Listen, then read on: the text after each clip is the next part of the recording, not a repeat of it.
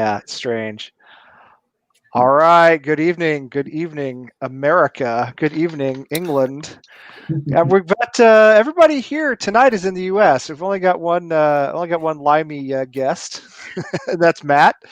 But Okay. is that still a word people use for English? Well, John, wait, John's English too. I forgot John was English because he's on here so often. He's more assimilated. Right, he's totally assimilated. Yeah. I totally forgot about him as English. So sorry. It's more of a 3-2 situation. But anyway, yeah, welcome to our show. There is so much to talk about tonight, as you know, on this Wednesday night. So let's start off with the quick stuff. Check out our website, AmericanHammers.net. Check out our shop. A lot of great stuff in there. If you want to be on the show, let us know. Find us on Facebook, Twitter, whatever else we're on, Instagram. We're everywhere. So all the social medias, we're on all of them. But media, that's plural already. Social media. Find us on a social medium or on several social media. All right. So that's all we're going to spend on that because there's so much going on that I don't want to do a long preamble. Let me introduce who's here. We got Chris from Ohio, currently in Erie, PA, and got the Ohio State shirt going there. Of course, we got our season back, so I'm happy. Starting late October. John and I are going to have some issues. I was just going to say it starts late October, right? Mid-October, late October. Week 2 on Halloween. His Penn State Nittany Lions face off against my Buckeyes. Nice. Yeah, you guys are skating by a whiteout this year, so congratulations. we beat all y'all in a whiteout anyway, so it doesn't even matter. Well, TCU starts finally on Saturday after having had a corona outbreak in the team, so we'll see how that goes. I'm not super confident. And of course, in Philly, the Penn State man himself, the Englishman John Nolan. Always happy to have him with us. You guys who just watched Hammer Shots, John, of course, was the Hammer Shots champion last season. So, which means I would think that whoever wins it this season, you should have like a thing at the end, right, where you take each other on. So yeah. I don't want to lose that crown. I'm more than happy just to retain it, keep it there, and they can figure out whatever they're doing for the end of the season. Did you get your shirt? You're supposed to get a shirt for winning? Adam keeps promising it. I don't know. That goes a bit shifty. Yeah, keep us posted on that one. We'll see how that goes. From Colorado, of course, Selly, who's loved with me a lot. One of my favorite people to have on. How's it going, Selly? It's good. Yeah, school and work keep me busy, but other than that, I can't complain. Yeah, nice. And I don't know if we've been on together yet, Matt. No, it's a pleasure. Yeah, this is the first time, I think. So Matt's from Irons and Stripes in the great city of Chicago. As you can see, the city of broad shoulders, as it is known. Love Chicago, one of my favorite places in the world. How's it going, Matt? Yeah, good, man. Yeah, good. Just like we were saying before we came on, it was nice and sunny here. Work's keeping me busy. So, yeah, all good. Yeah, we had a nice day. We've had a nice few days here in the Boston area, too. So happy about that before the winter sets in here in a couple of months.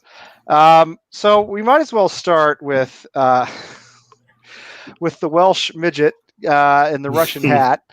Deciding that, and John, we're going to get to you on this in a minute, okay? Because John works in PR, like he's a professional.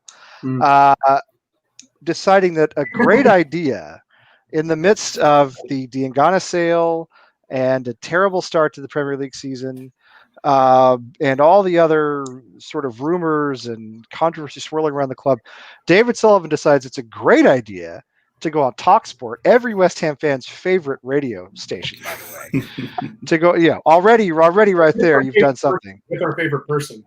Right, with Jim White. Not the legendary DJ who was on the radio in Dallas for many years. That's a different Jim White. But the Jim White of TalkSport. And for some reason, he decides today is the day, or maybe it was yesterday, whenever it was.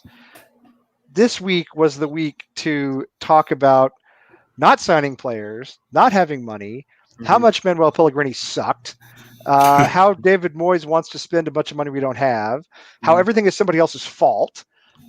This was the week he decided he would redeem himself by West Ham fans by just being a complete douche on the radio. You're missing the best part of that one, too, in that because we beat Hull and advanced to the next round of the cup, it is going to cost us 50,000 pounds. Right. That, you know what, Chris? I'm glad you brought that up. Yes, we beat Hull, and Everton beat Fleetwood Mac, and so we're going to have to go to Everton. Wait, we're going to have to go to Everton. But next week, right? Next week. I believe So yeah, I think so. So it's going to cost 50 grand to fly the team to Liverpool to play at Goodison Park. The man legitimately complained about a cup run. I mean, we're on a little cup run, right? We beat a couple League One teams. That's something we don't usually do. All right, we've had some good performances. We're on a little cup run. There's like a little trophy that's off in the distance. You know what I mean? And we're kind of on this little train chugging along toward the trophy. And he says, "Oh man, I don't want to spend 50." The man is supposed to be a billionaire. Now, I don't think you have to be all that great at math to know that 50 grand to a billionaire is almost literally pocket change. I mean, that's like when West Ham is the 17th or 18th richest club in the world. Supposedly, yes. The 17th.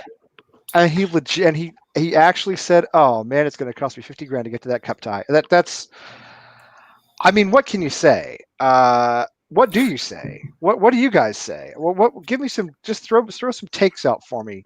I think it's interesting that he would say it was going to cost me, as if it's money coming directly out of his pocket. Like, so he did say that, didn't he? He didn't say the club. He said cost me. Yeah. Like, why are you paying for the club transportation? Like, there should be money set up for that to begin with.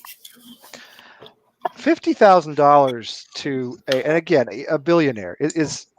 I mean, listen. I'm not that great at math, but it is not a lot of money. All right, it's not a lot of money to a millionaire, quite frankly. It's certainly not a lot of money to somebody who claims to be a billionaire. I know he doesn't have $1 billion in the bank. It's all in holdings and everything else. I get that. But even so, 50 freaking grand. If you're running a professional sports organization, paying Jack Wilshere more than that for a week. That's what I'm saying. Vernon's comment here: 50K is a week's wages for some player. I'm sure and others would forego a week's wages for a cup run. I know Noble would. I'm Snodgrass probably would too. To be honest, I'm sure Noble would. Honestly, I think Noble would give away his whole paycheck for the whole season. I think the guy just wants to, some level of success before he leaves.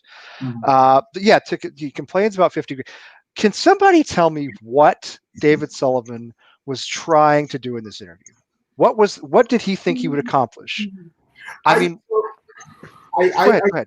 Yeah, I talked with Irish Tommy about this. I think what he was I think what's happened is that all of these protests, all of these like little movements have finally gotten to them to the point where he was using it as a way to vent his own anger at the fans and say, listen, this is why we suck, basically.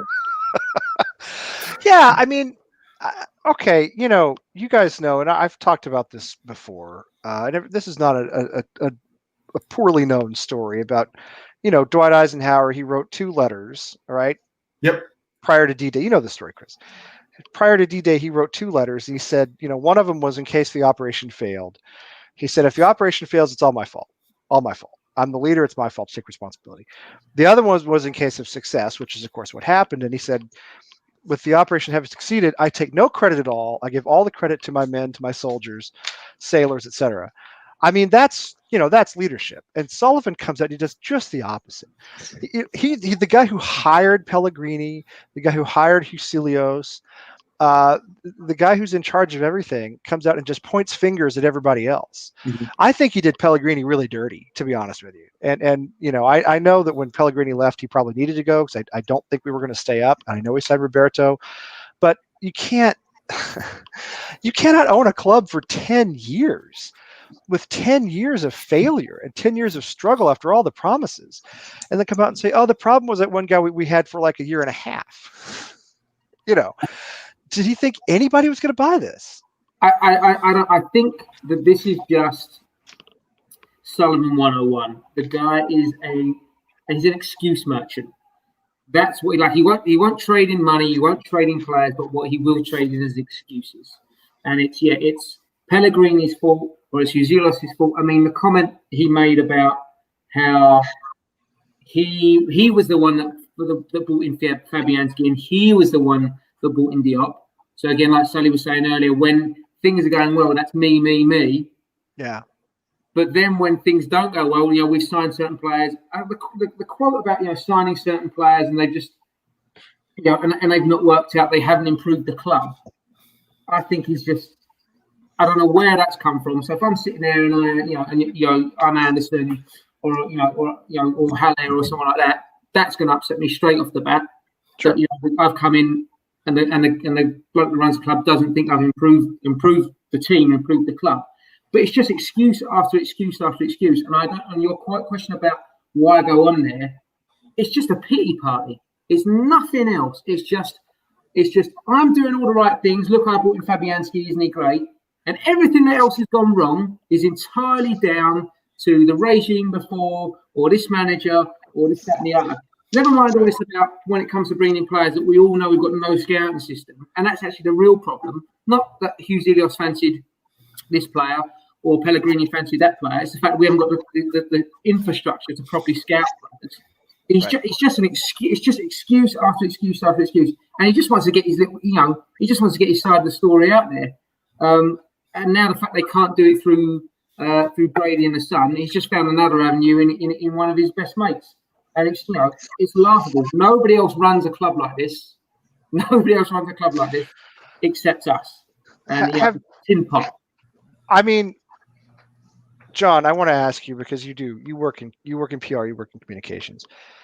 How is he possibly this tone deaf? Have you ever seen anything like this before? So I'm no expert by any means, but I've done a little communication work lately. And especially I've done a bit of like executive communication work. So when I see interviews like this happen, I wonder how it happened. And if it were done professionally by the West Ham communications team, that would have been a set-up call where they would have given them the best talking points for him to get across his argument for or against whatever he was going to say. And saying that he's going to lose 50 grand just for going up, for getting through to the next round of the cup, that's not a talking point they would have given him. So I don't think this was set up by the team. I don't think this was, it wasn't for West Ham fans. Why would it be? They could reach us with a message from email or through their official channels. That's where we tune in. I don't think it was a message for other team supporters, to maybe get some sympathy out of the chairman. I think that this is purely, he got a call from Jim White, or and they're all pally. I'm sure it's a very small industry, similar to other industries like politics or whatever. Everybody knows each other in that industry, I'm sure, because it's so niche.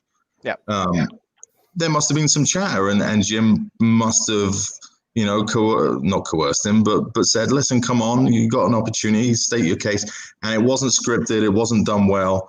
He didn't have clear, concise talking points to point to win any kind of argument. So it was off the cuff. And it's just yet another example of them doing it the wrong way, communicating the wrong way to supporters, saying the wrong things, embarrassing the club out loud. And I've been critical of the club's communication team in the past, for sure. But here's my apology to them is right now. I think they deal with an awful lot, and they deal with a board that is probably out of their control when it comes to what they can and cannot influence them to say. And that goes for all of them. That goes for Brady too. That goes for a Sun column that they probably have no insight into before it gets published. That goes for everything. So I feel sorry for them. I think they try hard. Everybody's trying to do a good job, and they're let down by their own leadership again. I can't imagine the kind of pressure. He goes behind their back, right? I mean, the sale of Diangana was behind everybody's back. And this interview, as you said, had to have been behind everybody's back. He just does what he wants to do when he wants to do it. And, if we were a massively successful club, if he were Roman Abramovich and he had that kind of money and he had a Champions League title and Premier League titles, I wouldn't care if he did that. But he's not. And even said that. He even said, I'm not Abramovich. I love that quote. I'm not Abramovich, But there was a chart that I found. I'll never find it again on Twitter about how much how the number of days it's been since every Premier League club bought a player. Oh God! And it was 200 and something days since we bought a player, and the only one with any any comparable amount of time was Burnley, who had actually gone a little bit longer than we have. Burnley. Everybody else, in some cases it was 0 days, in some cases it was 15 or 20 or some even 30, 40, whatever, a couple of months. But everybody's buying players except for us in Burnley. It's not possible that everybody's skint because of COVID. That's just not. There's just no way. So again, if this guy were like killing it as an owner, then yeah, let him say what he wants to say. Let him be a rogue, But he's not killing it. He's killing the club. I would say, well, to what John's saying there about like official channels, and then Chris and I talked about this a couple of weeks ago. It's the same. We had this problem, didn't we? Did we not with Sullivan Jr. kind of going off script and saying things, giving interviews and things when it wasn't officially sanctioned, or there wasn't someone to say, listen, here's 3 or 4 bullet points, just stick to these. Yeah. So it's just a thing where we're just repeating these mistakes. That thing with the Brady's column in the Sun. That was supposed to be knocked on the head because it was a mistake. We just repeat these god awful mistakes all the time. All the time. And it makes us look so Mickey Mouse. It's unbelievable. I bet Mickey Mouse wears a David Sullivan watch. That's well, Sullivan's small enough to fit on it. So we need that. Hey, Tim, if you're still in here, we need that quote on a T-shirt or something. That's good. Mickey Mouse. Sully, what do you think? I haven't let you in much. What was your take on what he was trying to accomplish? I think it was him trying to play the sheep who cried wolf. And the wolf being that of the West Ham fans as a collective, because as all the points that we were saying, with him, throwing coaches under the bus, stuff like that. Everybody knows he hired Pellegrini for a last payday. That was clear and obvious.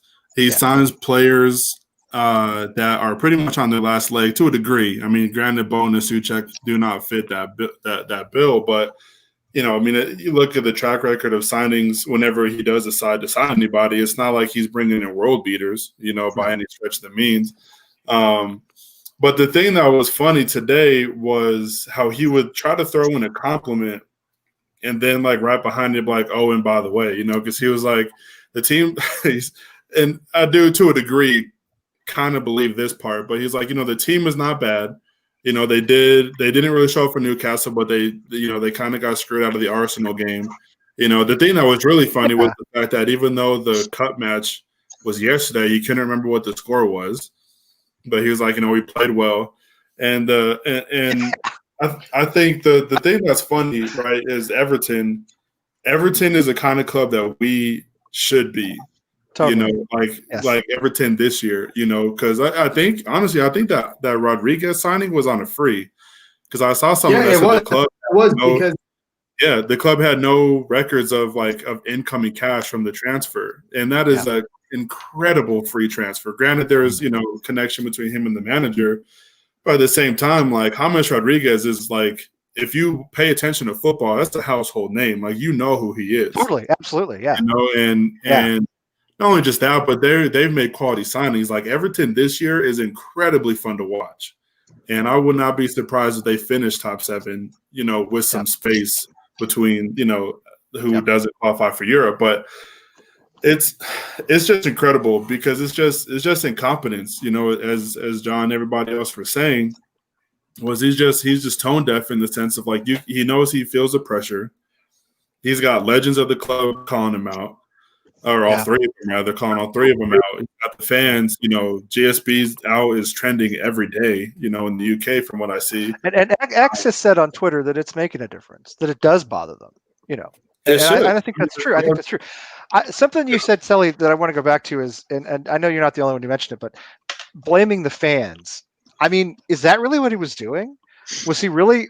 Because I felt as though he's had some blame to spread. I felt as though he wanted to throw some shade on Pellegrini as a scapegoat because he's not around to defend himself anymore. I felt as though he wanted to paint Moyes as having expensive taste, wanting all these fancy players that we can't afford. Well, these good players that better our squad. How could he want such a thing? I was going to say, what a terrible manager. But the whole idea that he was that he's blaming the fans, like you've never had it so good. You don't know how good you have it. That's the part to me that I mean, do you guys? I mean, do you think that's what he was doing? That do you think it's how he feels? That it's actually Yeah, I our mean, fault somehow? What are we supposed to I, do? I mean, I do. I think to a degree, the blame on the fans, kind of to your point of saying that we don't know how good we have it, is the fact that he is trying to deflect the fact that he doesn't feel like backing managers and he doesn't feel like buying anybody is somehow a part of the fan being like, well, you just don't know how business works. Like, well, when you only deal with agents, we know exactly how the business works. If you have no recruitment system, we know exactly how the business works. We've been lucky to find players like Payet, to find players like, Bowen, and lucky in the fact that we had some players come through like Declan Rice and Johnson, and even to an extent Ngakia, because they just came up through the ranks and nobody else picked them off before we had a chance to put them in the first team, So I think a lot of it on his part is luck, but I do think that he is trying to deflect the fact that he doesn't feel like putting in any effort as the fans are saying like, well, you just don't know how the business is run. and he right. What he's saying is you think you know, but you just don't know. Right. I don't think he's right about that. That's the How problem. many strikers has he bought now? Oh well, there's some crazy numbers, and I'm gonna look and see if I can find these because I think I retweeted them, which means it'll be easier to find. On what we've spent on keepers and fullbacks compared to other. I had seen Ginge in the comments had said that Wolves had bought their 5th player of the summer just today or yesterday. I saw this tweet. Wolves have spent more on fullbacks in the last 5 days than West Ham have under GSB. That's right. Yeah, I've got it. Let's see.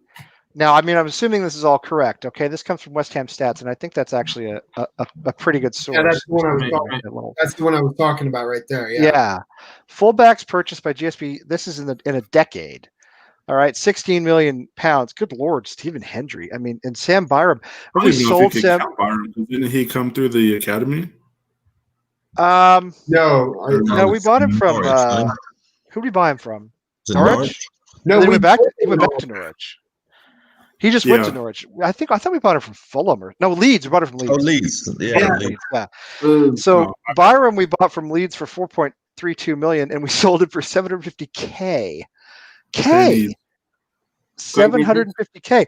So you have Masuaku, who's not really a fullback. Cresswell, who I will defend him because he did have some good seasons for us, but he's done now. But I mean, Cresswell was not a failure in my mind. I actually like Cresswell. Byram, who made no impact at all, and we sold him for pennies.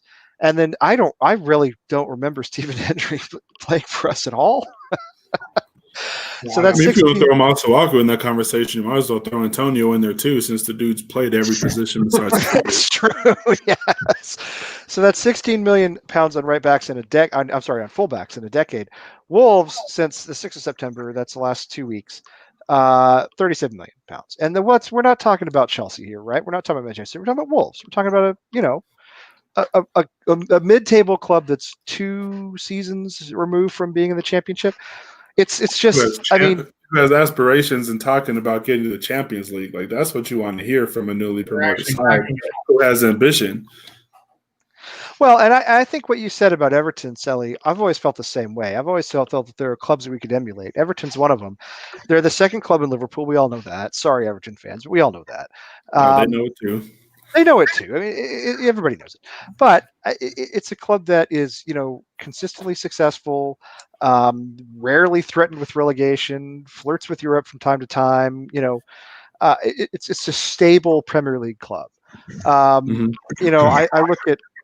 look at them. I look at even like club like Southampton. They've had ups and downs, but they have a very strong academy. They bring a lot of good players through. For a club that size, they've mostly been in the Premier League over the last, say, 20 years, something like that. And, I don't know what their financials are like, but they almost have to be better than ours.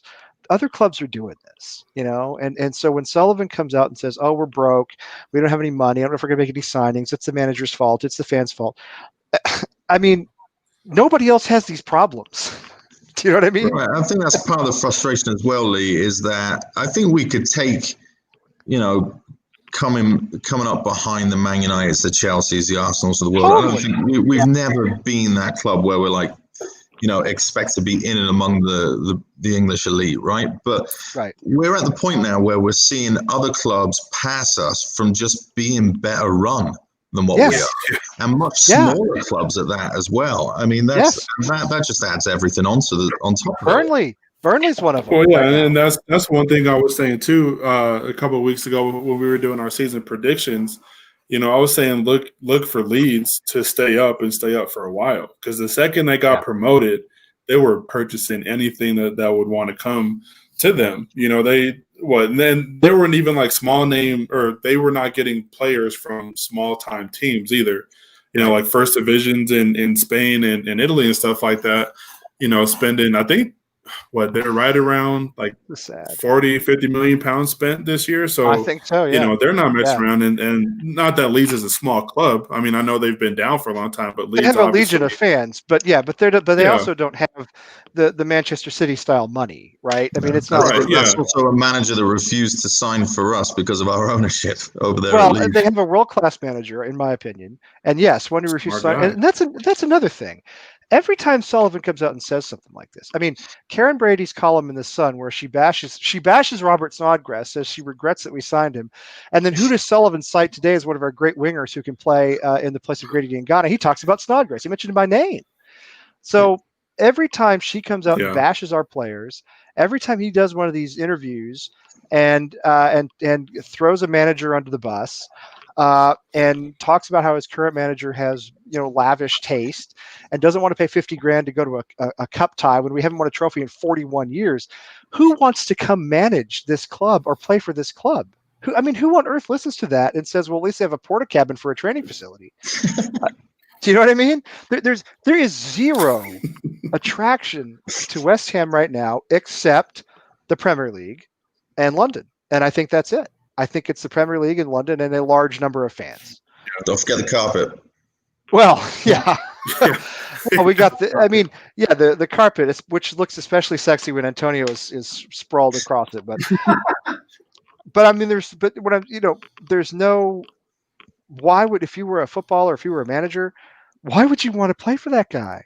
When he comes out and he effectively sacks David Moyes, right? A couple of seasons ago, doesn't renew his contract, brings in Pellegrini, sacks Pellegrini, says, David Moyes, hey, come back, but I'm not going to support you.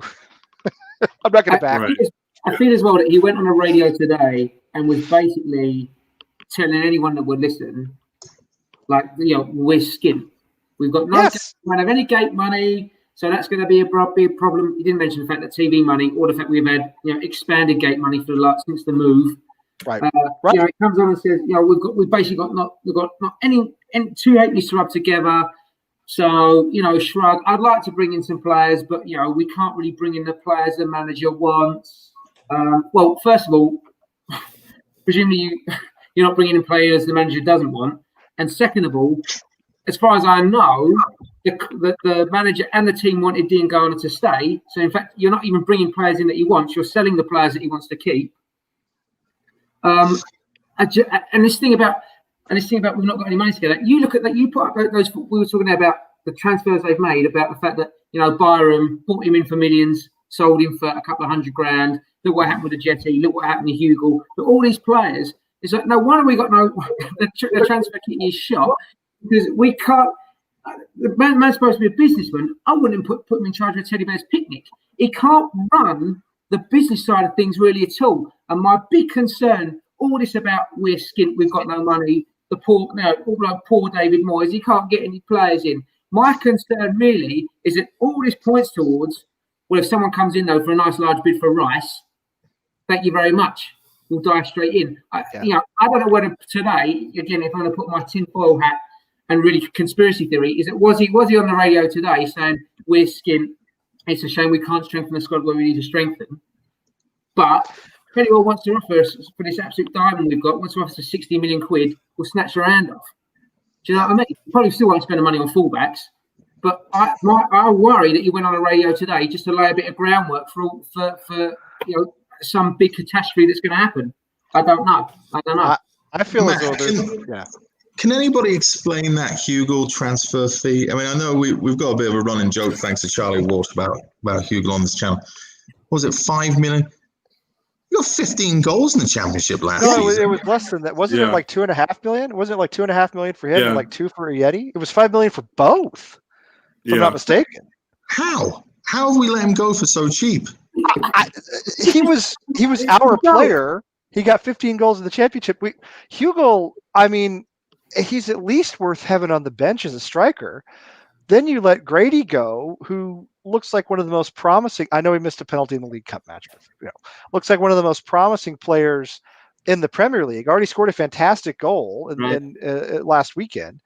I don't understand how this guy made his money. This is what I'm always saying about all three of these. Well, goal, I sort of understand. Sullivan, was a pornographer, and that's the easiest money in the world to make because there's always a market for it, right? But I mean, you don't get to be a billionaire that way generally. So he's in real estate. He has all this business interest. Is this how he runs his businesses? How did he ever make any money? Well, that's how he runs his business. I couldn't give a monkey's what he does with underwear and rubber knobs. But this is how he runs our business. It's just mind-boggling. And then when he goes on and says we can't buy any quality, there's no quality to buy. Well, Palace managed it with Eze. Newcastle have managed it with Lewis. Meanwhile, we're like, what's Tarkowski doing? Doesn't want to come. Oh, well, we'll stick another couple of quid on that. Oh, well, maybe I won't buy any more wingers. We've got loads of wingers. I mean, there's no direction. There's no plan. It's just new whiff. There's no identity to the club either. There's no identity. Moyes is just there because he's a yes man. He needs the job to keep his career going.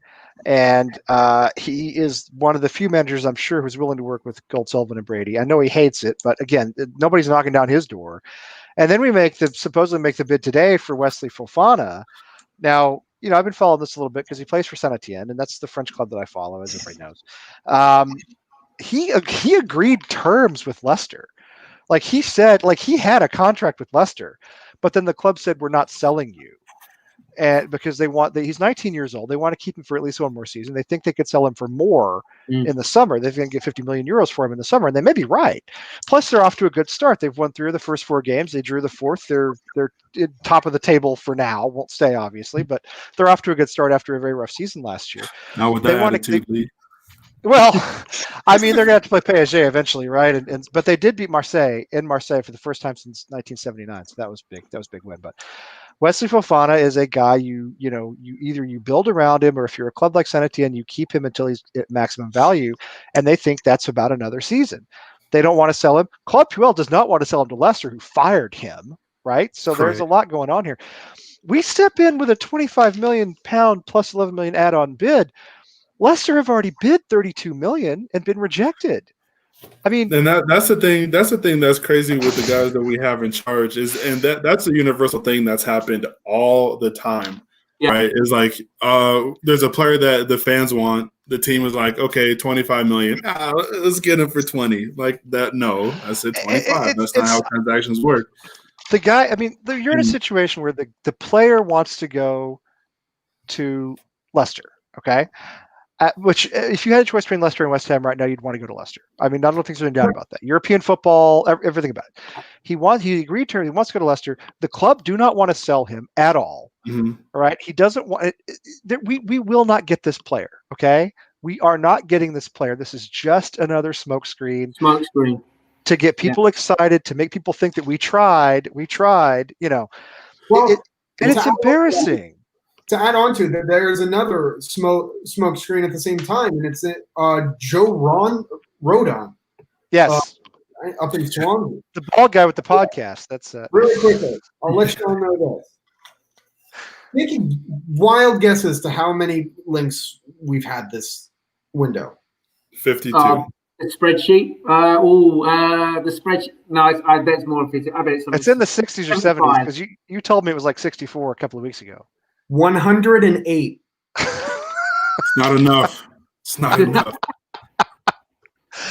No, so one thing I was just looking at. So if I looked like I was glazing and looking through the camera, I was trying to find out a couple of things. One, when specifically did GSP take over And when specifically did West Ham underbid to purchase Neymar? So, fun fact, GSP took over in January of 2010. Oh, God, I forgot about that, Sully. The Yeah. bid for Neymar was July of 2010. We bid £12 million. No, yeah, £12 million for Neymar. And guess how much he was sold for? £28.4 million. That was a Price is Right. That would be a bad bid. Right. I mean, yeah. So I mean, it just goes to haven't show they? that this has been a trend since day one. Now I think that kind of got overpassed because I believe that was the same season that we picked up Tevez. I could be wrong. Tevez and No, Mascherano. Tevez came before Gold Sullivan Brady because came in 2007. Oh yeah, it's 2006. Yeah. Yeah, that's my fault. So And they Yeah. bought the club in 2010, I think. So no, yeah, granted, but I'm not anyway. sitting here saying that Neymar would have stayed. Obviously, not with the level of caliber of player he became. But that's just hilarious to me that the first big transfer window that GSB had, they bid less than half than what he was sold for. And they made a big deal out of it and said, "Oh, we tried. We made a bid." You know. Yeah. It- So that's yeah, your it's fact for the day. you know what, you're right. It's always been this way, and there's no, nothing will happen until they sell. And I've noticed that a lot of the smoke around the fire of the American consortium coming in has faded pretty considerably.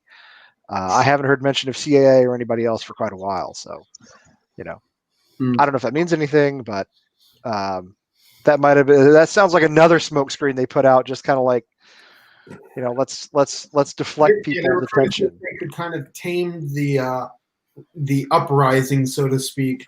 Yeah. And they were, to a degree, they were succeeding because I mean, I hadn't been seeing as much of it, and then David Sullivan decides to have the brilliant idea of going on Talk Sport and reigniting that flame. Right. Yeah, it's just we talk about it all the time, but the buck always stops with the owner. It really does. It has to. And as long as these people are in charge, we're going to struggle to stay up. It's going to continue to be the way it is. It's going to continue to be an embarrassment. I think Charlie was right when he was on here a couple of weeks ago, and he said this is easier to do if you're in England, obviously, than if you're over here, as we all are. I think he was right when he talked about boycotting. I kind of do. I think it makes sense. I mean, I buy a lot of West Ham merchandise usually when it's on sale at the end of the season, so I'm not really like that much of a contributor to the, to the bottom line. But I think I'm going to buy American Hammers TV stuff, for a while now. You know what I mean? It may be only a couple $100, right? But if 50K is enough to get him upset about flying to a cup tie, then you know what I mean? Then maybe if we all, that comment as decide, well, that is just like, sorry, Lee, I'm so wound up about that comment. Like, it's almost like, especially when we haven't won in the league, we've had a little bit of success in the cup, we're on a cup run, and he said, "Oh well, the big problem with the cup run is it's going to cost me money." It's like he's walked into your house on Christmas Day and pissed on your tree. Like, why can't you enjoy a nice cup run? We've had a decent performance against Hull. Why can't we be like, yeah, this is quite nice, winning? Does everyone remember that? No, instead it's, oh, sorry, we're all skinned. We got. I was thrilled that we won. Just shut up, man. We actually managed to go on a little tiny cup run. Yeah, last season, Oxford beat us 4-0. Last season, we lost Oxford 4-0, and that and the Fabianski injury tanked the whole season. Yeah. This season, we managed 2 comfortable performances against League One teams. We go on a little cup run. We're going to have a Premier League team next. Maybe we pull this thing off. Maybe we make a little run. It's a trophy. We haven't won one of those in 4 decades. And he's legitimately complaining about having to fly the team for. Why does it cost $50,000 to fly like 30 people? Well, and it's completely disingenuous. I'm sure that they make more than $50,000 on whatever TV money is going to come out of that game. Yeah, I'm sure they must. Right. Yeah. I mean, it's $50,000 in professional sports is an absolute drop in the bucket. I mean, it's just it's nothing. And if we're at the point as well, we're worried about spending 40, 50 grand to fly the team up for the next round of the cup, then we're in more trouble than the 5 of us think. That's the truth. Oh Christ, I don't know. We'll have to get the bus. Isn't there? We can change at Peterborough and get the. I mean, hang on a minute. What You do the stopover in Swindon, right? You take the train and do the stopover in Swindon. Yeah. Yeah, where I got stuck Nobody that ever time. stopped in Swindon, Lee. I'll tell you about I that. got stuck in Swindon because I got stuck in Swindon. I told you. Lovely services, Lee. That's my hometown. I said this. I said it last week after the show. I got stuck in Swindon on a train one time because the conductor lost the keys to the train, and had to go home and get them, or so the story was told on the train when we sat there for like 2 hours. And that's what I saw of Swindon was the train station from inside the train. But yeah, I mean, don't they have some control? I mean, could they not charge less interest on the loans if we're broke? I mean, can't they raise some capital? Like if we're really that broke, isn't it their club that where they could raise money? Do you see what I'm saying? I'd love to see some kind of spreadsheet showing us why we're broke. Like that, Well, the huge TV money from the US and from England. Like where'd all it go? I mean, I know we pay payments for everybody that we bring in, but I mean, surely it couldn't have been that much. I would love to see our financials, and I see a lot of numbers thrown around, and I don't know which ones are accurate and which ones aren't. I would love to see our financials because I don't know where the money's going. There's a lot of money in the Premier League, right? Even if you don't have your ticket sales and all that, and they had 88% renewal of season ticket sales, and I know some of that was just small deposits, but the TV money is there. The merchandise money is there. I mean, the TV money is where the huge bulk of it comes from anyway. That hasn't gone away. We got all of that because we had the restart last season, finished the season. I mean, where did it go? Everybody else is spending money. Every other club except Burnley is able to buy players. Where did our money go? That's all I want to know. Where did it go? Well, he says that on that interview today, he said something about, look at the players we bought in the last 2 years. Yeah, and I know we all know he's talking about Anderson, he's talking about Allaire. And we spent money. But again, if you're running a business, don't spend all your money at once, and then it gets to this transfer window and be like, we've got no money left. Sorry, Right. everyone. Sure, we forgot. We might have to keep some over. Or like you said, the money in the Premier League with the TV rights, the TV deal, like in this country, the TV deal in Asia, the money's got to be there. And so, again, is it like we said? I said at the start, excuses. Oh, we spent all our money over the last 2 windows, and we bought in some players, and we spent a lot of money. So, yeah, now there's no money left. Like, I don't understand it. I don't, and I'm not massive on finances. That's not my background. Like I can't add up basically. But I'll tell you where we're not spending it. We haven't spent it on any kind of fullbacks. We haven't spent it in defence. We're not spending it on a stadium. We're not spending it on training facilities. We're not spending it on match day experience. We're not spending it really on marketing. I think it's going to Karen Brady. I can't figure out where else it's going. I'm with you, John. I mean, the training facility is garbage. We have no scouts. Another thing that was. Go ahead. I know another big thing that got fans pretty annoyed, and I follow West Ham women on Twitter, and they rarely get too much interaction when they post things. Yeah. I guess with a certain exception of when they post a certain player. But at the same time, they announced the transfer of one of the best players, and the fans were pissed. And it was hilarious because it was,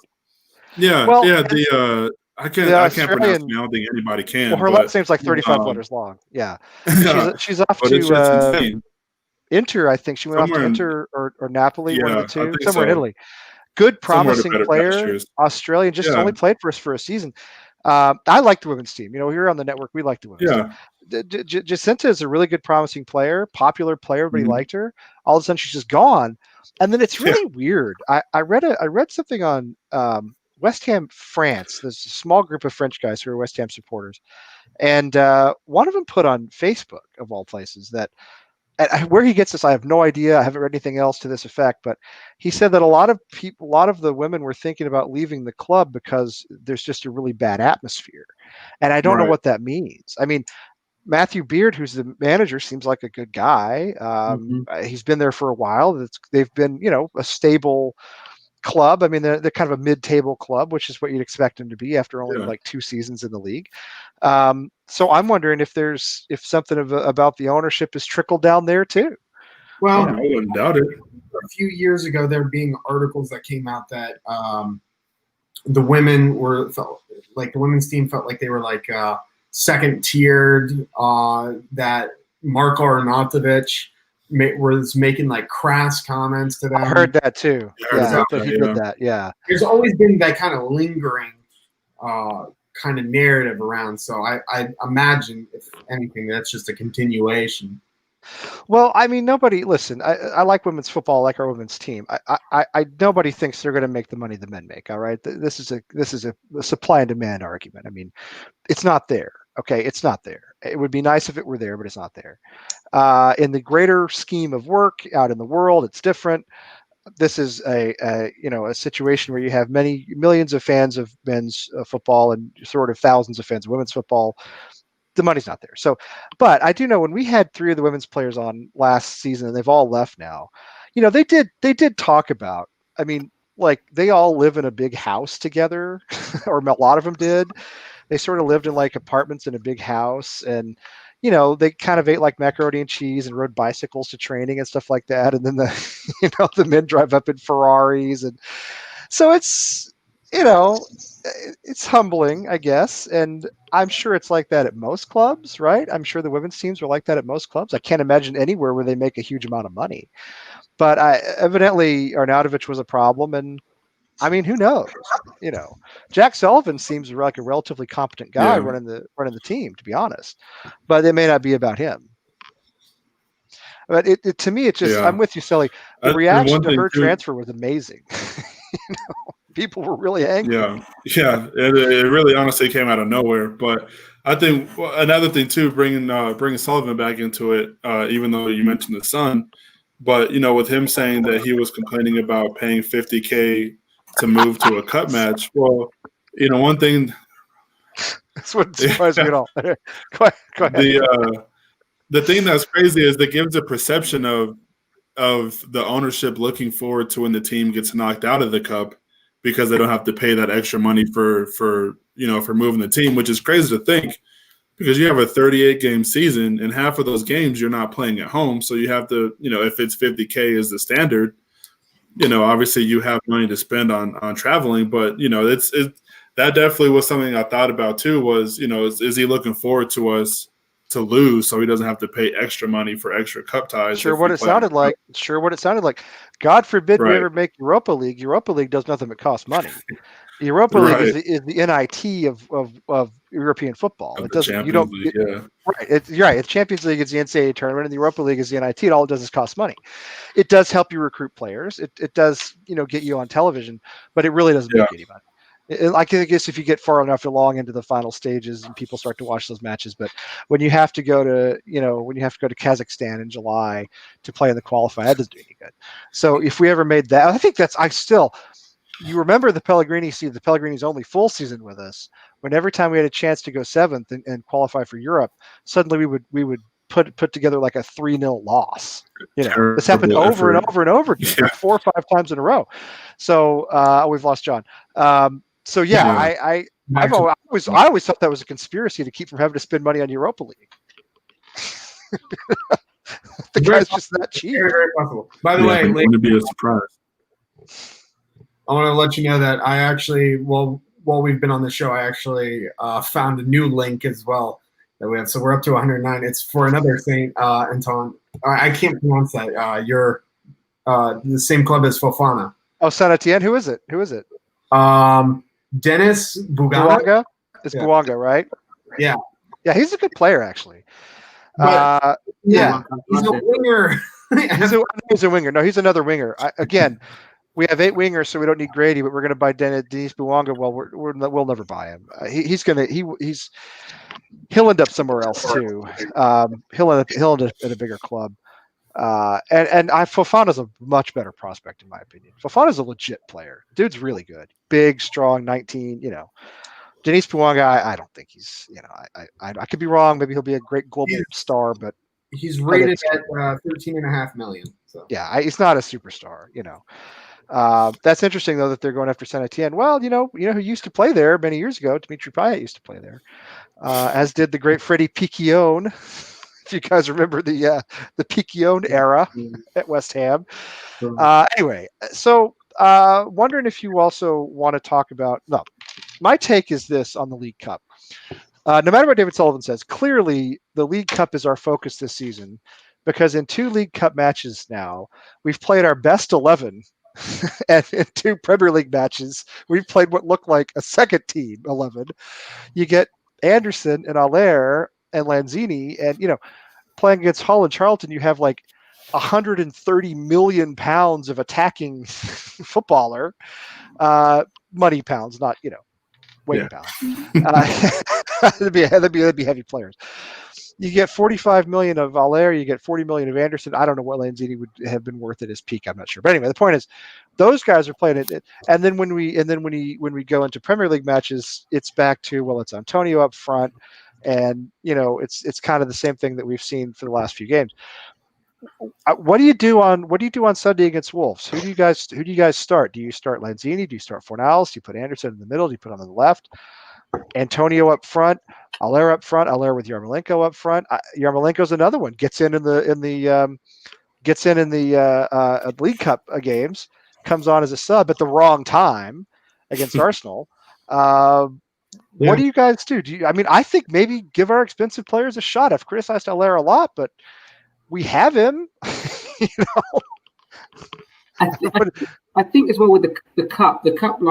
The cup is generally a thing where, especially early rounds, you get some of those, fringe players and those squad players in. Right. Now, Allaire has played really, really well. Yeah. Right. When he's been asked to play, he's played well. What does he have to do to get in the team?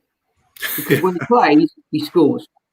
Right. I criticized him. I'm really sorry for the bloke. I don't know whether Moyes just doesn't rate him in general. I don't know, or he doesn't. He doesn't want to. He wants to play one up front, but he wants to play someone like Antonio, who's just going to bulldoze their way through. I don't know. But what has Allaire got to do to get in the team? Because I think he really deserves a run out. Not because we paid what he paid for him, but because when he plays, he's appearing to play reasonably well. He must be boosting his confidence, right? He's scoring. Right.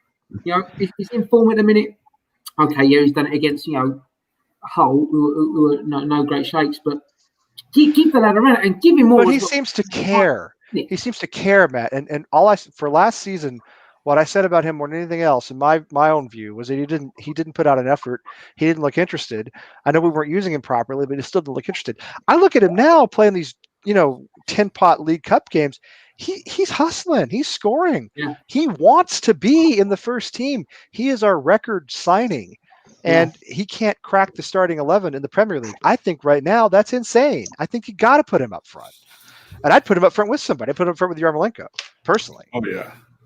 Yeah, I was going to say, if we put him in, I'd want him up top with someone else, either Antonio or Yarmolenko. I'm fine with either one, to be quite honest with you. So I definitely give him a run out. I saw a lot of people talking about – I'll ask you guys this too.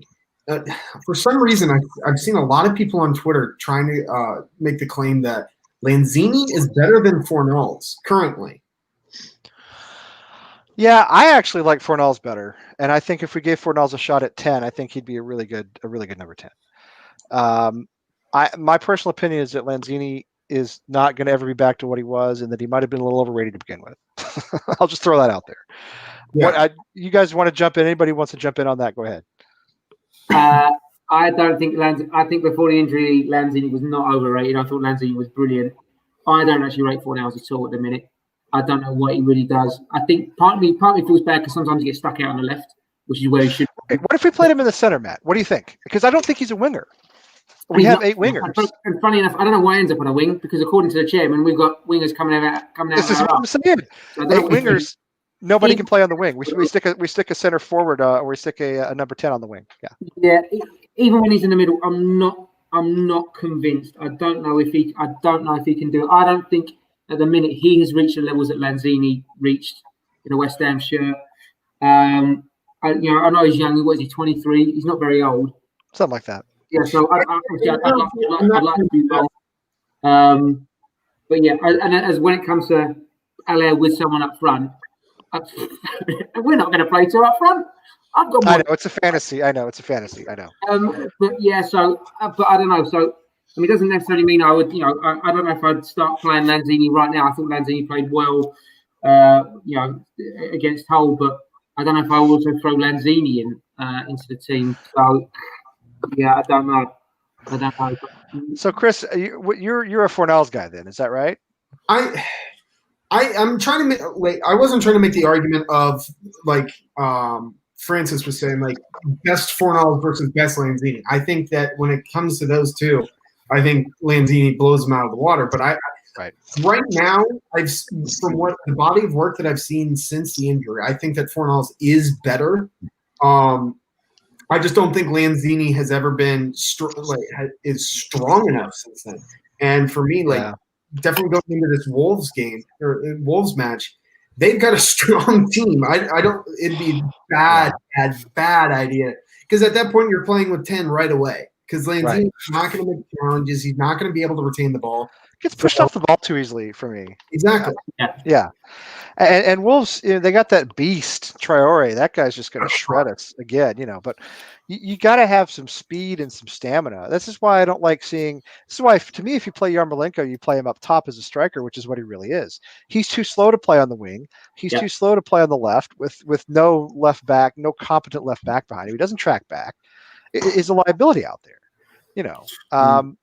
I'd stick him up front with Allaire, and I'd stick Antonio on one side, and I don't know who can put on the left. Do what? Who are you putting on the other side? Well, I don't know. I guess you put Anderson, wouldn't you? Would you have to? So no Bowen. No, could you put no? I'm asking you. Can you put Bowen on the left? Does he play on the left? Because I want Bowen in the starting 11. All right, I want to make that very clear. I like him a lot. Yeah, me too. But the problem is, I think all of our wingers play on the right, except for Anderson and Yarmolenko. And Masuaku. Who's really not a left back. He's really a winger. Yeah. I thought Masuaku was very good, actually, against Arsenal. I did too. I thought he was very good. I might be, and I think this is the thing. I think this conversation really is about who is in form and who's not. If Allaire's in form, maybe he should get a run out. If Masuaku's had a decent game against Arsenal, maybe he should get a run out. Yeah. It's things like that. But again, with Moyes, I'd also like to see when it's not working. I know we're all beating the same drum on this front, but like, okay, 70th minute, 65th minute, I'm going to make a change and try and freshen up a bit.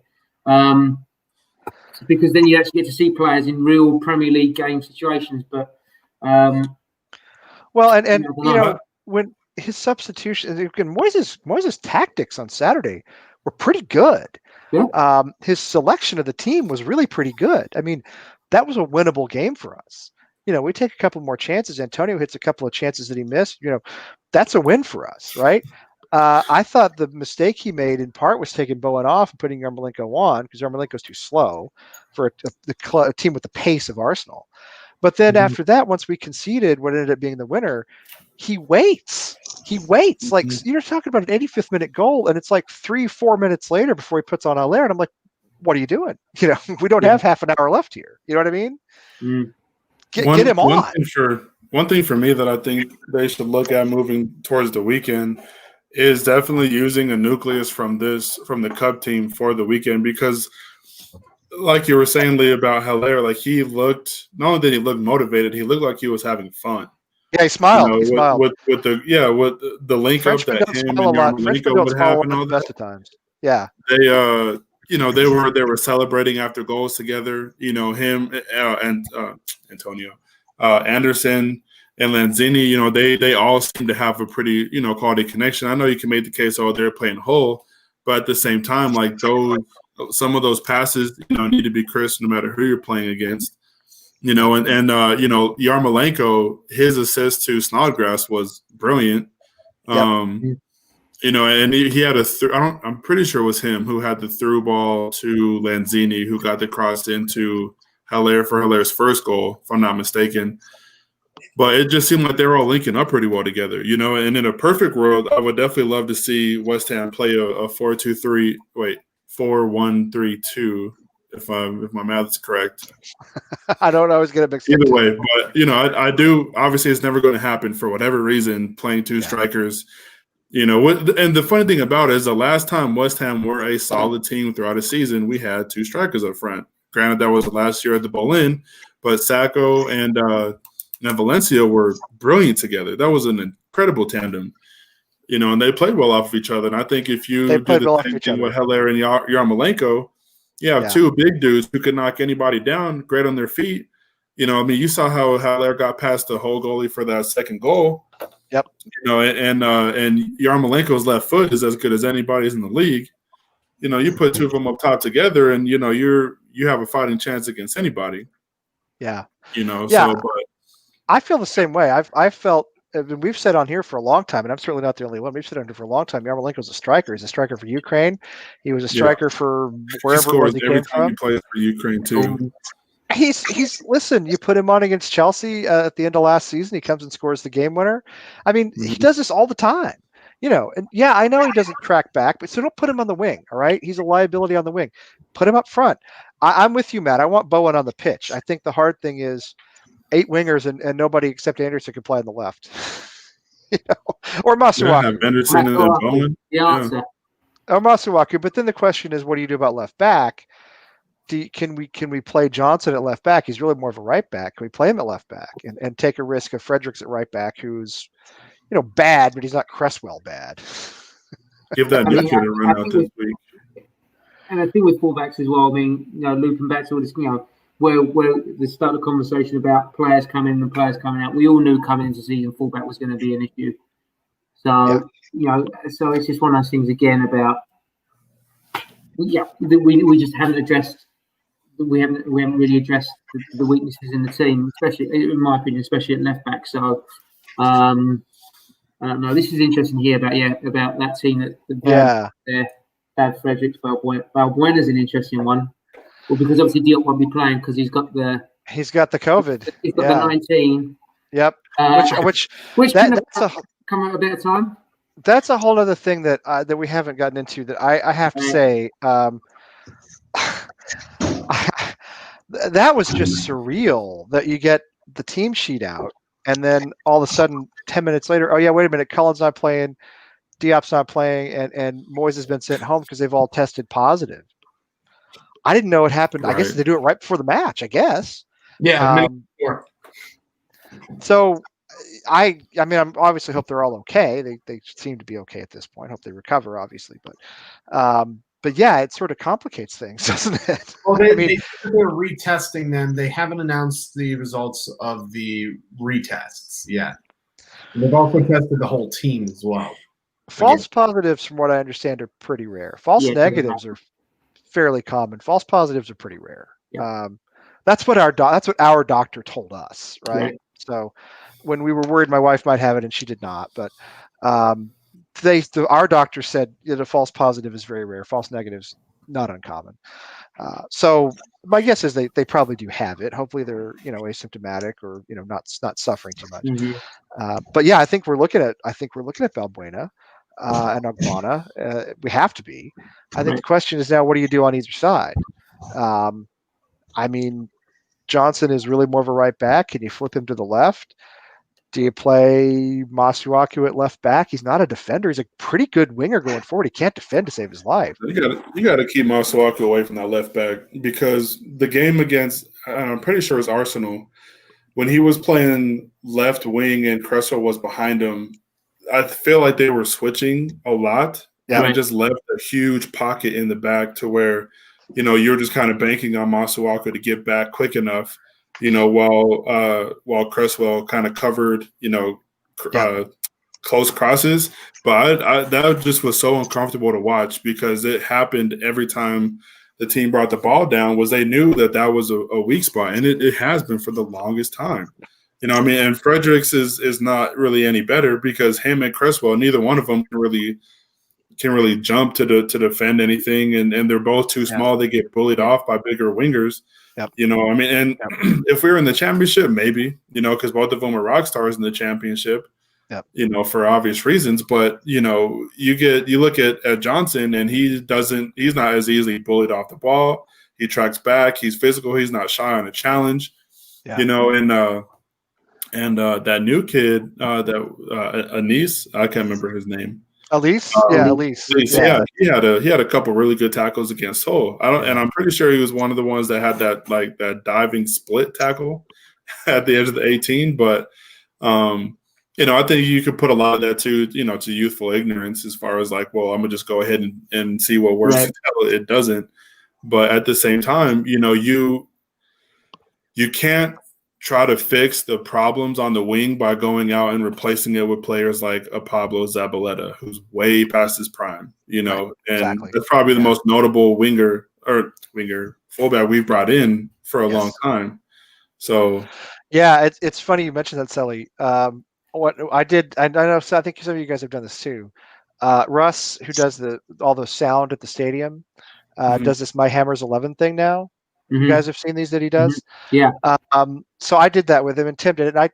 John, have you done one of those? I feel as though you've done that. One this week. Yeah. I thought I saw you on there. Anyway, I actually had to look up our fullbacks from the last 15 years to find one to put in my Hammer's 11, particularly left. I just was like, who have they been? I couldn't. It was hard for me to remember. My whole thing right now is I want to keep Cresswell off the pitch. And again, I will say that as a West Ham servant, I like him. I know a lot of people don't, but I do. I think he's been good for us.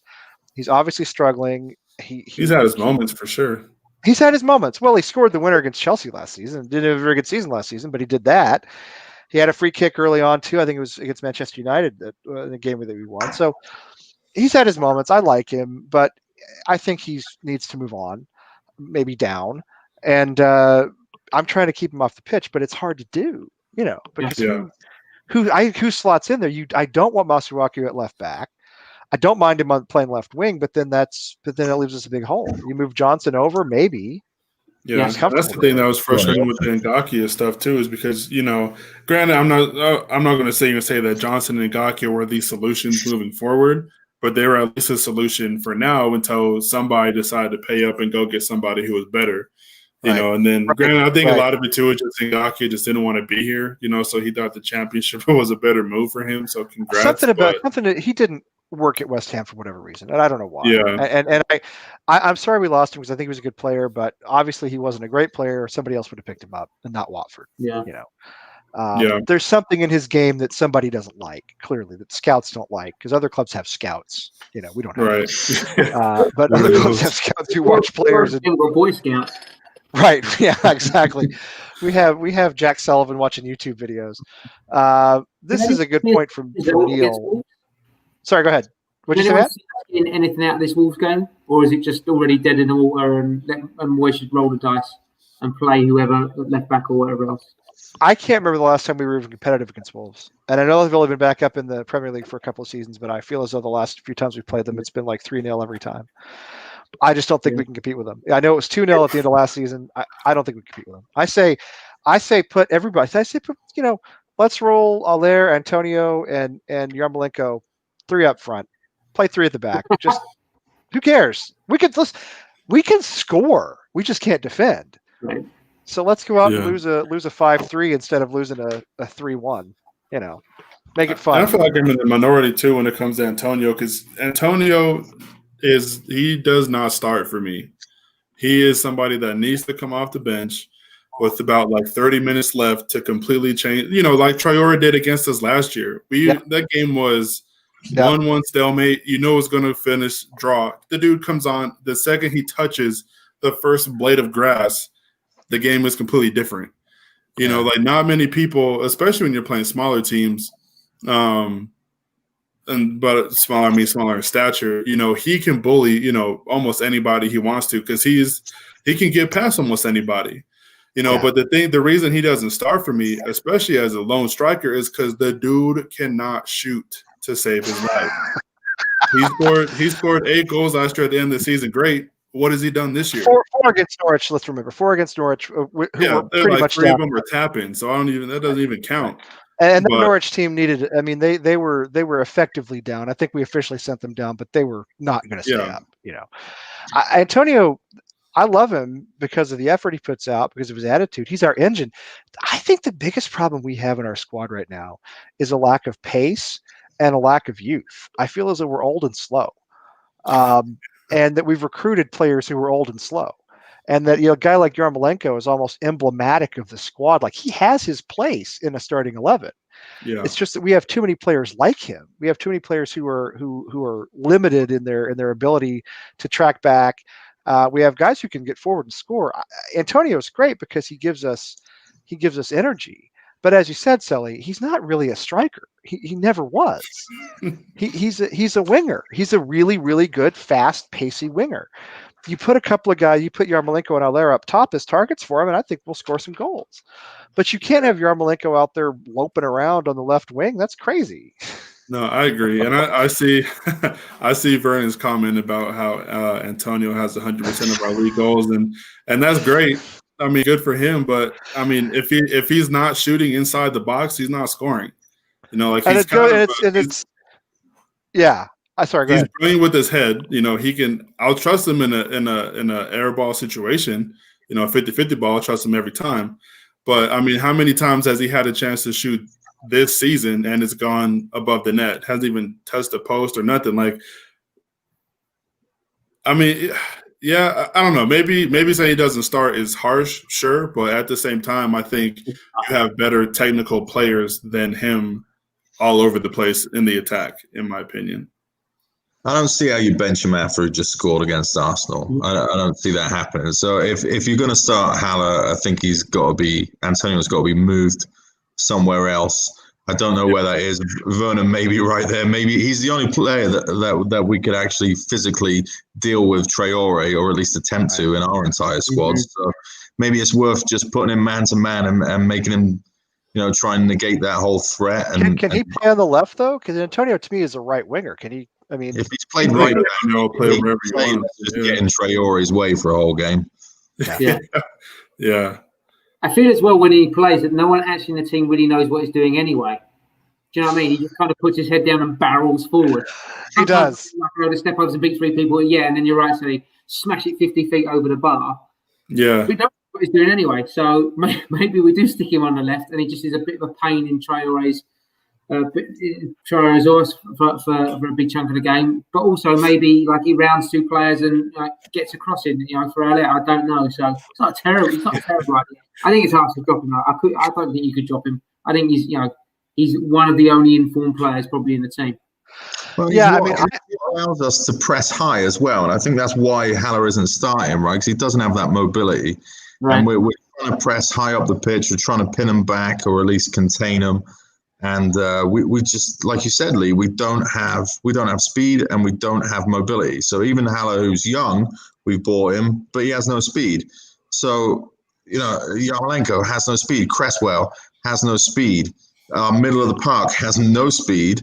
Yep. Rice isn't too bad. Souček is actually probably quicker than he looks. Yeah, he's got a motor. I think Bowen tracks back really well too. I mean, Bowen is a guy. Yeah, Bowen will play all over the place. He's got a decent engine in him, but we do generally. I think we lack pace, and it's hard to get all of our pace players on the pitch at the same time. I love the idea of Antonio as a super sub. There's only 2 problems I have with it. Number one, Moyes doesn't make substitutions, so he's never going to pitch. And 2, question real quick. With Moyes potentially being out because of COVID, who's actually going to be making the decisions in terms of the team sheet? Moyes is, because they're going to have him in a Zoom call during the match. They're going to have him in a Zoom call. Saw that or not? But he's going to be there on a little screen next to on the touchline. He's going to be the disembodied head of Richard Nixon on Futurama. Right? Yeah. You guys ever saw it? Underrated. Yeah. They're going to have him. I mean, Antonio is a super sub. Again, bring him on at 60 minutes. Fantastic idea, except, again, 1, Moyes doesn't make subs. Number 2, that leaves us with no pace for the first hour of the game. It leaves us no engine. And you got to have an engine. And as you said, Matt and John too, you got to have somebody who will just get in Traore's way. Just, you got to have a speed bump at least for that guy. Because you put Masuaku or Anderson out there with Cresswell, I mean, he's going to tear us apart, which he did last season. Yeah. Which was like 2 months ago. Who did we have on Saint Maximin? when we played Newcastle down the right. Was that Johnson didn't start, did he? He had been. No, Cresswell started. Yeah, Cresswell and Fredericks, I think, have started the Premier That's League. what, Fredericks on the right hand side. He did Fredericks pretty on the well right, against him. Yeah. He had a nice little track back. Yeah, he didn't really have any choice but to sprint down because they got behind the back line. But yeah, well, that's it. I mean, he's going to beat you. It's just whether you can recover or not. Right. Yeah. Somebody that can at least recover. Right. Which is also unfortunate for Diop. Yeah, wasn't that the game where St. Maxim broke through with the ball and it was Fredericks that sprinted back from like 60 yards and caught him? Yeah. Yep. Yes, I think it was. Yes, there he is. There's Nixon. There's David Moyes on the on Sunday. Not making as soon as Nolan or Irvine or Alan Irvine want to make a substitution, he jumps in and says, this is why I think there should be connection problems if we're trailing after about an hour. All of a sudden, oh, David, we're losing your signal. I don't know what's going on here. Like, right. Oh, can't see you, Dave. You must be no problem. Yeah, right. Exactly. What's that you said? Alaire? Yeah, we'll bring him up. That's fine. Yeah. Yeah. I do actually like and support Moyes. I do. But I have a problem with the way he makes substitutions. Yeah. I just honestly hope to see him or whoever's making the selection for the team play some people who've been playing in these cup matches. I don't know if it's a deliberate thing that since you have a cup match, 3 or 4 days after a regular match, that it's a very good point, Scotty, but that's a real funny. Yeah, that's brilliant. Anyway, sorry. No, you're good. I don't know if it's like something that's been planned, like, hey, you guys are playing the Prem matches and you guys are playing the cup matches, because the cup teams have been pretty solid, and I think if the team that played against Wolves plays against Everton, maybe with the exception of starting Snodgrass just because of pace alone, right. Maybe that might be it going forward, or that might have been the decision. But you have to give some of those guys a crack because, you want to reward, the effort. I think Yarmolenko was involved in almost every goal that we scored last week, if he wasn't involved in every one. I think he was. For the almost fight that he had with the keeper, which would have been amazing to see. But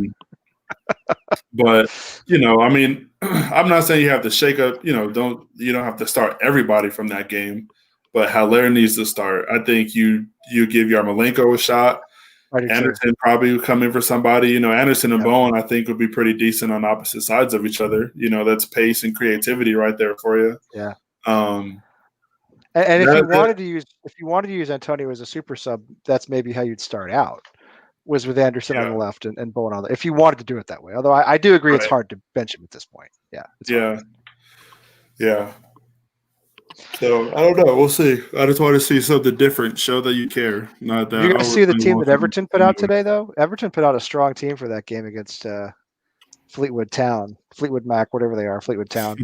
I mean, Everton's going this year. Yeah, no, like 6-7 players in the starting 11. It was not, Then again, it was 3-2. Actually, Chelsea had Chelsea did too. Team today too. Yeah, Everton, that Fleetwood Town game, I'm going to call him Fleetwood Mac no matter what I do. It's just how it's going to be, so just get used to that.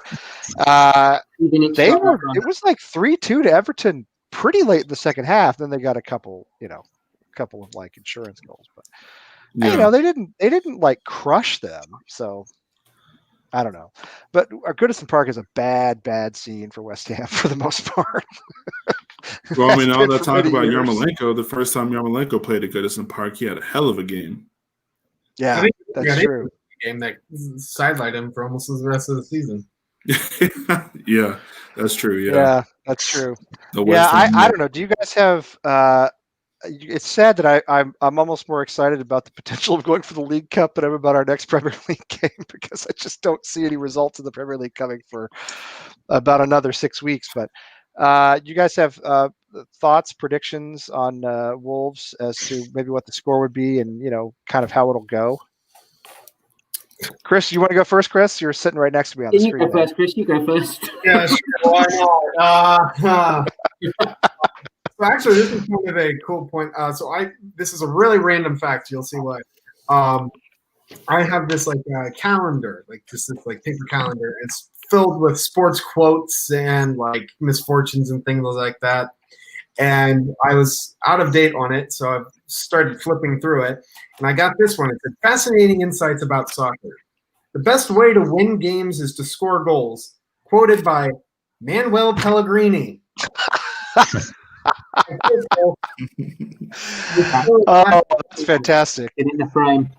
That's fantastic. No, that's It's perfect because I don't think we're going to be scoring goals. I think it's going to be. I personally think it's going to be 2 or 3-1 defeat. I just don't. I just don't see it happening. I think we're going to play well the first. I think they're going to get an early goal, relatively early goal. I think we're going to play well, just coming off of a nice performance in the League Cup, just like a nice little bit of confidence boost, and eventually they're just going to break us down pretty quickly, and then it's just going to be onslaught after that. Yeah. What do you think, Hammershot, reigning champion?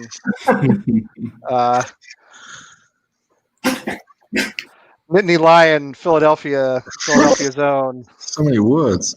Got a lot of titles, is what I'm saying. There's no reason why we can't win that game. There's no reason why we can't beat Wolves. Why not? Why not give it a go? I've said Because we never times. do, and we're not competitive with them, and we don't match up well with them. Well, we had an encouraging game against Arsenal. I think they should ride the wave of that. They got to come into this with a little bit of confidence. If they start fast, if we get an early goal, anything can happen. I mean, no match is insurmountable. I think we have a good enough team, and they should realize that they're actually good enough to start playing well. They're an underperforming team. They're an unbalanced team, but we got some tools in our locker there. There's no reason why. We get an early goal, we could surprise them, and we'll do well because they're an attacking team, Wolves, and I think we'll do better against attacking team where there's a bit more open space for us to play in between. So as long as we can keep it together defensively, there's no reason. We played them close last season. I mean, what did we lose to them by at the end of last season? What was that, 1-0 or 2-0? I don't even remember. Both times we played them last year, we lost to them 2-0. But I remember being very competitive with them until about the 70th or 75th minute, and then just shit hit the fan after that. Right. That's certainly after the restart. That's what happened. Yeah, that was the first game after the restart. Yeah. If we go and get the first goal, why not? So give it a go. We've got Haller's scoring goals. I can't imagine he doesn't start with the kind of form he's in. Antonio's already got a Premier League goal. We're only 3 matches into the season. If we're gonna pick up points, we got to start doing it now. And this is the kind of team that we have to start doing it against because we played last season's top 7 in the first 8 games, and these are on the lower end of that top 7. So we've got to go get them. That's right. Yeah, Sully, what do you think? Well, so I guess Lee, to prove your point, the last 5 times we've played Wolves, we have lost by a combined 8-0. The last time Wolves didn't score against us was the FA Cup. Right. January 9th, 2016 was the last time Wolves have not scored against us. And they were a championship club at the time. At the time. Yeah. Right. Yeah. So to obviously jump on the Prime Minister's words there, it's time for that monkey to get off the back, So I think Did he say that? Like you said, we're well, John said that. Just from the optimism that he's saying, I think that monkey needs to come off the back. Because it's not getting any easier, not just the fact that we have to play these top teams, but if we start losing to these top teams, those games against the mid-table and lower table teams are going to be even harder because of the pressure on us alone. That's right. We're not going to sign anybody, so we just got to get used to that now. And the pressure is going to be on Moyes. The pressure is going to be on Moyes too. Yeah, I mean the team does have momentum moving into this game. The match against Hull, players are confident. The match against Arsenal, unlucky. It is what it is. Good performance. Yep. Yeah, the typical London derby. So, why not? We got to get that first one of the season somewhere. So, I mean, I don't see this would be the perfect West Ham way to start the season is beat a team you haven't beaten in 4 years. So it is. If you think about what the most West Ham result would be, then Yeah, winning this match would probably be the most West Ham possible result. The most West Ham result is like 1-1, in my opinion. with them scoring in the 5th minute of injury time. Yeah, Traore coming on and just like killing us, in the 95th minute. Yeah, that's the most West Ham result. Matt, what do you think is going to happen? Joe, what was my pick? I think Wolves are almost this team. They're like we put them on a pedestal, and I don't really know why. Okay, they're a decent team, but they're nothing really special. We're not talking about them being like a Liverpool or a City or someone like that, or even a team with a half decent squad like Spurs or Chelsea. They're nothing special. I don't see why we couldn't get something out of it. I think on paper our squad should match up pretty well. It's just a case of do we actually use the squad and start using substitutions and get fresh legs on there, because they will run us ragged. They play with a lot of energy. They like to press. But I don't know. I think we might be able to get something out of it. I think 1-1. I think you're right. I think if we do score early. Yes, I can see us conceding late, or Masuaku giving away a penalty, or something backwards happening. Why not? Listen, we got to start picking up points. We've got to start picking up points somewhere. I don't see why this Wolves team, who aren't a bad team but aren't incredible, why we shouldn't get something out of it. We played really well against Arsenal. We've had a decent game, midweek against Hull. Yes, so why not? Let's if Sullivan's going to come on a radio and be really, really negative and down, maybe it's our job to be like, maybe we can get something. So a point. That's not too much to ask. A point against Wolves. It's really not. And I think, Matt, you make a good point about how we put this team on a pedestal. I'm not really sure why we do that. I think it's because of one player in large part. Although they have several good players. They have a good manager. I think Espirito Santo, aside from having a fantastic name, is actually a good manager. Maybe if we slip a little something into their linguiça, before the match, like when West Ham poisoned Tottenham years ago, with the poison lasagna. The whole Wolves side are Portuguese, so basically, maybe lasagna. Is that your plan? Right, we're gonna slip a little something into their sardines or in their linguiça. By the way, Portuguese food is really good if you've never had it. It's actually really nice. But anyway, yeah, and put a little something in their Porto wine, and maybe that's how we beat them. Now, it's funny, Sally, that you mentioned that we haven't scored against Wolves in years, literally. Because I still think, I know we had a bad performance against Newcastle. I think when this team shows up, we can create goals as we did against Arsenal. Against the top teams. Yeah, and we scored against Arsenal. I thought, obviously we could have scored a couple more if we'd taken our chances. I think we score in this match, but I don't think we can keep up with them. I don't. I think it ends up about I could even see it being like a 3-2, like a real thriller, but we drop it late, because if there's one thing West Ham have had problems with, and maybe all the years I've been watching West Ham, it's playing 90 full minutes or playing 90 plus minutes, so I can see there being a late Wolves winner. So it's hard for me to see us getting a point out of this, but I think it'll be actually fairly entertaining. And I'm with you guys. If everybody looked at the fixture list at the beginning of the season and said those first 7 fixtures are 0 points unless we beat Newcastle or draw with Newcastle, which we didn't do, Even so, if we really go 7 games without a point, there's absolutely going to be pressure on Moyes. There has to be. I don't care if it's Liverpool, Manchester City, etc. People will be freaking out when we're sitting down there at 0 and we're already like 6 points off the 19th place team. So I think they would be if the team is playing poorly. Like if we have 7 straight games that were Newcastle, sure. But if we have 7 losses that are like Arsenal, where we lose in the 90-something minute, I don't know. And I've always had this feeling, that I don't think David Moyes really, honestly, like pressure doesn't even mean anything to him this year, because he's gone at the end of the year regardless. Championship or staying up, his contract's up, he's not staying. There's no way, unless we get new ownership who's like, you have a 200 million pound thing, go after whoever you want to go after, or something like that. He's not going to be here next year, and I don't blame the guy.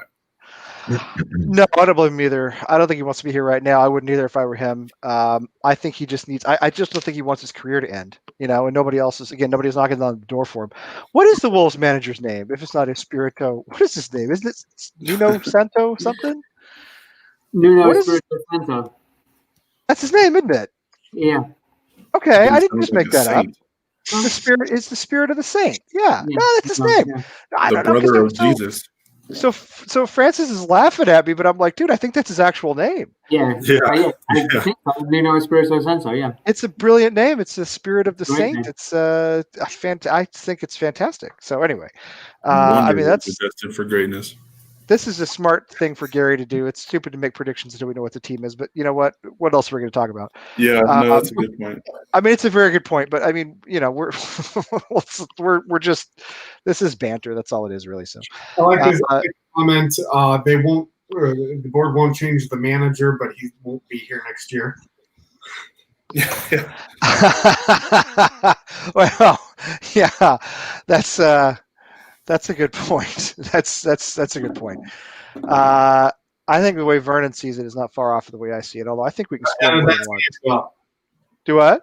That's me as well. I said 2 or 3. I think we could score more than once. I just don't think we can. I don't think we can keep up with them. I hope I'm wrong. I really do. I just don't think we can keep up with them. We'll see. Again, we go Haller into starts and get a hat trick, baby. I think if Haller starts, we're putting ourselves in the best position to win. Let's put it that way. I would get Haller out there. I would get, again, I'd put him up front with Yarmolenko. That's never going to happen. But I'd certainly get him out there. I don't know. I think there are certain games we go into. When we play Southampton, I always feel pretty confident. We just play well against Southampton. There's certain teams we play, and I think to myself, even Chelsea is often a battle. Like, we don't often win those games. But we did last season twice. But even Chelsea, you go into those and you think like, we could get something out of this. Even if we don't, it's usually a good performance. Certain teams we play well against, but anytime you play a B team, Brighton, Burnley, any of the Bs, back when Bolton and Blackburn were in the Premier League, was the same way. Always lose those games, always. And again, to me with Wolves, it's just one of those things. We're not competitive with them. I can't figure out why. Maybe it'll be different on Sunday. I don't know. Is it on? Do you guys know? Is it on NBC Sports? On NBC Sports, yeah. Good. So it's not on. I'm pretty sure like most of our games to start the season are on NBC Sports, except for obviously the ones that were on Peacock, just because of who we're playing, not because it's West Ham versus. It's because somebody's versus. Right. You know what though? West Ham, we draw a lot of viewers in the U.S. Like in fact, I've been meaning to talk to Chris Harris about this, who runs. I'm gonna get the name of his site wrong. World Soccer Talk, is that right? I think it's World Soccer Talk. I'm really good with names. Used to be a reporter. World Soccer Talk. It's a guy named Chris Harris runs it. It's a good website if you've never looked at it. They look at U.S. TV ratings every week. West Ham are a big draw, like a surprisingly big draw. We're not Manchester United, Liverpool, but it's not bad. So I think sometimes when we're on national TV, it's because it is us. We have more fans in the U.S. than people think. And yeah, Neil, I think we talked about this. Yeah, earlier. we did a little bit. Yeah, Joe wrote. Was it radon like a poisonous gas? Yeah. Yeah. So anyway, between Joe Rogan and a poisonous gas, we got this guy. As Tom Petty used to say, I can't decide which is worse. But I don't think that's going to happen either. If David Sullivan goes on the radio and says, I can't promise we'll sign anybody, you know what that means? We're not signing anybody. I mean, that's like when your kid asks. Well, he claimed we had bids for 2 or 3 players. Oh, of course he did. Yeah, we have bids. We're bidding. We're underbidding Leicester on Wesley Fofana. We bid 30 million or whatever it was on Tarkowski, and then when we got it rejected, he came back and said, "How about 31 million?" As if he's Dr. Evil. You know what I mean? Ooh, $1 million. I mean, it's embarrassing that he does stuff like that. Yeah, we have bids out; they'll all be rejected. They'll all be rejected. You know that. If David Sullivan says we may not sign anybody, that is when your child comes to you and says, "Daddy, can I do this?" And I say, "We'll see." Which the answer is no. We're not going to do that. Yeah, we'll see. We'll talk about it tomorrow. By then, hopefully you will have forgotten. That's what that means. So yeah, that's what I heard him say. That's what I thought. All right, it's been an hour and a half. I promised myself I would not do a 2-hour show tonight. Do you guys have any thoughts? Anything you want to chime in with before we go? No. No. I think we covered it. I'm just really looking forward to David Moyes' halftime speech via Snapchat with some weird filter on it. With the anime filter on it, yeah. David Moyes gets rolled in. The dog tongue coming out. Like the iPad gets rolled in on the robot, and it's unintelligible anyway because only Snodgrass can understand him. So it doesn't really matter. It's just the two of them talking to each other. Yeah. So tomorrow night, Katie and Rebecca do their show. What's it called? Hammer It Out. Hammer the Point. Hammer something. Anyway. More people watch them than anybody else because they're really good. So watch them. I think they're at what time do they do it, John? Is it 8:00 Eastern? Sounds right. I think so. Yeah. I think it's 8:00 Eastern, which means it's like 1:00 in the morning for Rebecca. But she's fantastic. So she does good work for us. And then there'll be Chris. You on with Irish Tommy after the game on Sunday? Is that right? Sir, not exactly sure what time yet. I'll be coming back from visiting my friend in Cleveland. Oh, Cleveland. Yep. Mistake by the lake. Yes, sir. Go Steelers. Actually, I've been to Cleveland, and that's about all there is to say about that. I've been to Cleveland. I haven't had bad experiences with it. It's not from what I've experienced, it's not too bad. So it was when I went. It was literally. I mean, we're talking about almost 25 years ago, and it was fine. It was not bad. It was okay. Yeah. We went to Jacobs Field, whatever it's called now. It's called Jacobs Field back then. That was Progressive. That was fun. So that was all right. It was all right. I went to the Browns game, Browns Steelers game on Thursday Night Football last year. It was the one where Myles Garrett thumped. Yeah. The helmet off. Yeah. Oh, that's right. Because supposedly there was a. I don't know what happened there. Yeah, I don't know. I sort of have my doubts, but anyway, I do remember that happening. I was at that game. Anytime the Steelers play the Bengals or the Browns, it's worth watching. I mean, the Steelers usually win those games, but there's always something dirty or nasty that happens. AFC North games are just fun to watch in general. AFC North is just an awesome division, actually. Low-level awesome division. Yeah. I'm so looking forward to the I think it's Thanksgiving game against the Ravens. Is it Thanksgiving? Yes. Nice. That's the one day a year that when I cheer for the Cowboys. I hate Jerry Jones so much that I won't cheer for him, but only on Thanksgiving will I cheer for the Cowboys, and then after that I want him to go 1-15 every season.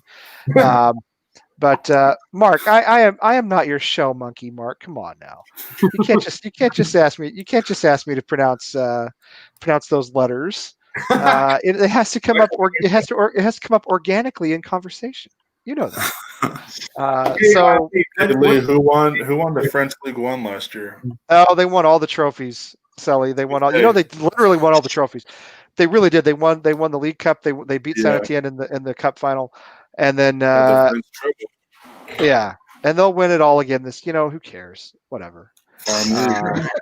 They're fans. They have some of the worst fans in Europe. So, anyway, I wouldn't want to be one of them, to be honest. But yeah. Oh, look at this. Where are you from, Francis? Where are you from, man? You're a Cleveland guy. He was laughing at Mistake by the Lake. That's what they called the old stadium, I think. Actually, isn't that right, Chris? No, it's just referred to the Browns. Browns and Cleveland sports in general, because until the Cavs won the NBA a few years back, they hadn't even had a professional championship in over 50 years. It's 1964, I think it was. Yeah. So when Jim Brown was with the Browns, yeah. Yeah, it was always called the Mistake by the Lake because the Browns were always going 0-16 to 3-13. So I mean. I do, but listen, we're late in the show, so it doesn't matter now. I remember when they lost 2 consecutive AFC Championship games in the 80s to the Broncos, baby. That's right, to John Elway and Denver. Correct. Yeah, Absolutely, Sully. Irish Tommy and I actually stayed on StreamYard on Sunday, and we watched the entire game. That was Did you really? yeah. Well, hey, Sully. The post-match show, what we had done is, since we were both going against each other, I had a Steelers sweatshirt on, and he, right before, he's like, "You cheeky bastard," ran and put on a Broncos jersey. Oh, is he a Broncos guy? Yeah. Oh, yeah. Nice. Because he's a I didn't know quality that. man.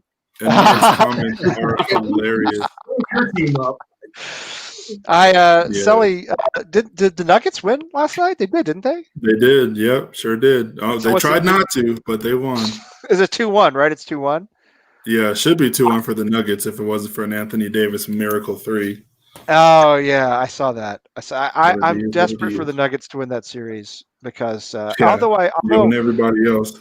I am a very big fan of LeBron James, no joke. I think I like him a lot actually as an athlete and a person. Mhm. I just don't like the Lakers. I live in Boston, as you know. I mean, The it's Lakers are terrible. LeBron James, I think he's a very hard player to root against, just like as a person.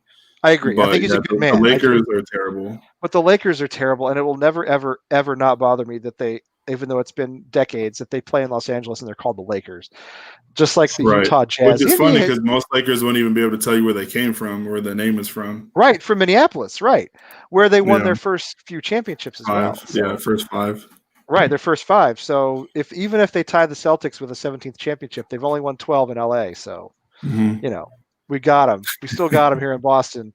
But like the Utah Jazz is unquestionably the worst sporting name in sports. Well, they came from New Orleans. I don't know why they New Orleans, right? Name either. Yeah. Which was a fantastic name in New Orleans, but there's no Jazz in Utah. The Rockets used to be called the Denver Rockets before they moved. That's true. They did. Yeah, do you know what the Astros were called originally? Back in the early '60s. I just have that fact on the. They were called, I know the Dallas Stars used to came from Minnesota. They came from Minnesota, right? And they were the North Stars. They had the best logo of all time. The Hartford Whalers have the best logo of all time. I like the Seattle Kraken. I will say that the Whalers logo is awesome. I prefer the North Stars logo personally, but the Whalers logo is one of the greats. The Seattle Kraken logo is fantastic too. It makes me a fan of them, honestly. The Houston Astros were the Houston Colt 45s. When they started in 1960, I'm not making this up. I'm not making this up. In 1962, and their God is my witness. This was their logo. Hang on. I'm hoping all you English folks who are watching this, you're getting a little lesson here in our great legacy of American sports. This was their logo. It was an actual Colt 45 revolver with smoke coming out of it to form the C. That's Texas for you. That's Texas for you. Can you imagine this today? Too, right? Do what? The Washington Bullets. The Washington Bullets. Oh yeah, before the Wizards. Many years. The Washington Bullets were the Bullets for many years, and before they changed to the one of the worst. Another terrible name. The Wizards is just an awful name. I mean, it's not the worst, but it's not the best. But my favorite logo. I'll show you my favorite a football logo of all time, which was this was my dad's team in the early '60s. Now they're the Chiefs now. Okay, they're the Kansas City Chiefs now. But for the first 3 years of existence, they were the Dallas Texans. From 1960 to 62, they were the Dallas Texans. Look at that dude! Look at that dude! Look at that 6-shooter that dude's toting. That is no joke, man. Where's his neck? I mean, he is like headed to a middle school with that thing. I'm telling you. Football and the Second Amendment. Yeah, that's pure Texas. I'm just saying, this dude is not messing around. The Texans were bigger than the Cowboys and probably better in the early '60s, and they won the AFL championship in 1962 over the Oilers. My dad went to that game down in Houston. He was a Texans guy, and then they moved to Kansas City the next year. And but we've always had in my family a little soft spot for the Chiefs because of the old Dallas Texans. So, but yeah, this dude, if you bought when the AFL had the retro merchandise, or the NFL, I should say, had the retro AFL merchandise for the 50th anniversary of the AFL, which was like 10 years ago now. That was a great year. When the Broncos had the retro, yeah. But if you bought retro merchandise from the NFL, they took out the pistol. He's holding something else, or not holding anything at all. He's not holding the pistol. Holding a cucumber instead. Yeah, something like that. Yeah, vegan franchise. I think he's holding like a Texans pennant or something, instead. But this dude was not messing around. I'll tell you what. There's a great old quote from a TCU football player from the early 20th century who talked about how he never went on the field without his shooting iron. Like if he was going to go play in a game, he always had his 6-shooter with him out on the field in case things got rough. So, so this logo is not as far off historically as you might think. That's all I'm saying. Yeah. So that's our moment of American sports trivia. American sports history. It'll be on the test, so hopefully you wrote it down. It will be on the test. Yes, it will be on the test. And yeah. So I'm going to find for next week's show. I'm going to find more violent imagery in American sports logos. Anyway, we'll lead with that next week. Do what? I just flipped the page on this. Like I was saying, yeah, they have great moments in sports TV history. Arsenal midfielder Jack Wilshere was in an interview on Sky Sports when he pontificated. I've started to realize I'm not that young anymore. I'm 24. It's worse than it seems. Wilshere was 25 when he said it. Getting a lot of value out of this. He was destined for the every show. That calendar is quality, and he mainly value out of it. He hangs out in the clothes dryer now.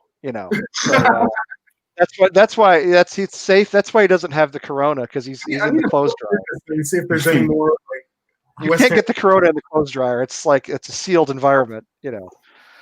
But he did scare the crap out of Declan Rice, who I'll tell you is one gullible dude. I'm sorry, it doesn't take much. The guy jumps like high and fast. Yeah. Were they sponsored by the? I mean, most things in Texas are sponsored by the NRA, Neil. That's what you have to understand. Yeah.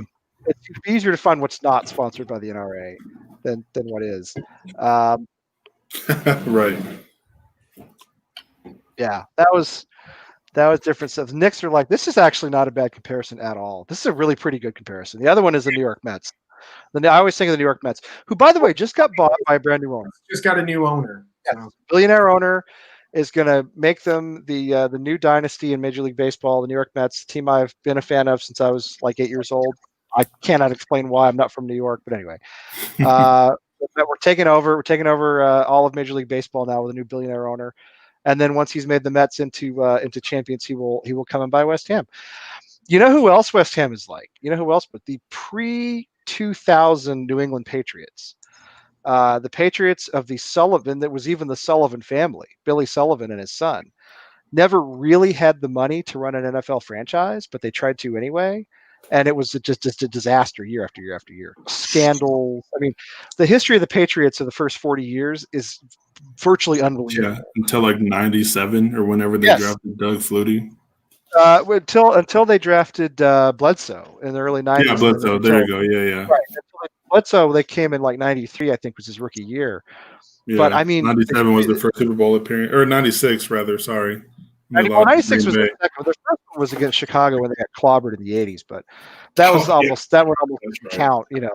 The one against Green Bay was a much better game. But Cincinnati, but the Patriots of the up until the 90s, the old Sullivan Patriots owned by the Sullivan family, same name, garbage owners, garbage team, garbage stadium, the whole thing. I mean, so much like West Ham, it's astonishing. If you read the history of them, it's so much like West Ham. It's crazy. Yes, it's true. I have been wrapping up for the last hour. Have you seen the show before, Kieran? I don't know. Have you? This is your first time? Right. It's like when you're a kid and your parents are like, all right, get ready, we're leaving, and they talk to their siblings for another hour and a half. It's the Minnesota long goodbye. People from Minnesota talk about this. You can't get out of their house. They keep you in their house like all night. So, yeah, Cincinnati. This is another good comparison. The Cincinnati Bengals prior to Joe Burrow. Yeah, Cleveland Browns now are the West Ham. Burrow. Joe Burrow is going to be good. One quarterback doesn't fix their issues. That's what I mean. No, he has no offensive line. Let me just say this, Chris.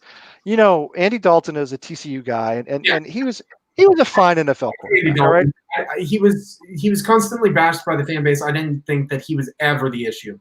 I didn't either. I thought he's not a great quarterback. He's a serviceable quarterback. All right. That's what he is.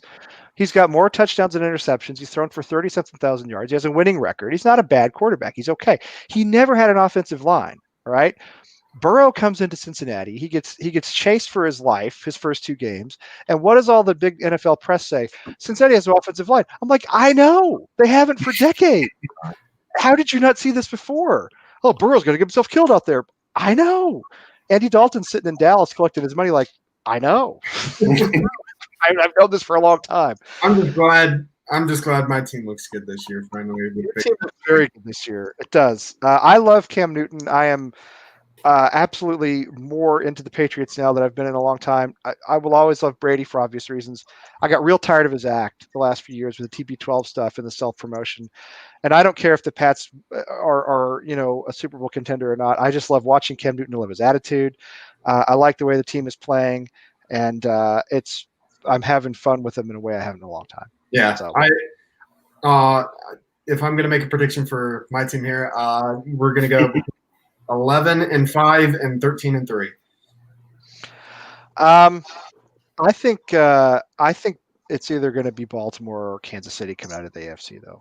I do. I think we're trailing the 2 of them, but not too far behind. So no, Pittsburgh could do it. Listen, Pittsburgh's a contender. There's no doubt about that. I think it's going to be hard to beat Mahomes. The dude is just, I don't know. Roll the bold predictions. West Ham to finish 8th in the league and Penn State to beat Ohio State on Halloween. No. Get out. I can remove you right now. 8th in the league. I would give at least one body part to finish 8th in the league. Yes. Almost choose whichever one you want. I don't really care which one it is. I've used them all. I'm done with all of them now. So 8th in the league, and I would hand you over like an organ of some sort. Take my appendix. Yeah. Oh, sure. The appendix doesn't do anything anyway. Yeah, that would be fine. When are we doing American football? No. We're leaving. We're going. Okay. Yeah, Spirit's like, great show. Next time, see you. We're done now. Bye. Get out. All right. Watch the ladies tomorrow night, and until a Sunday, come on, you Irons. Come on.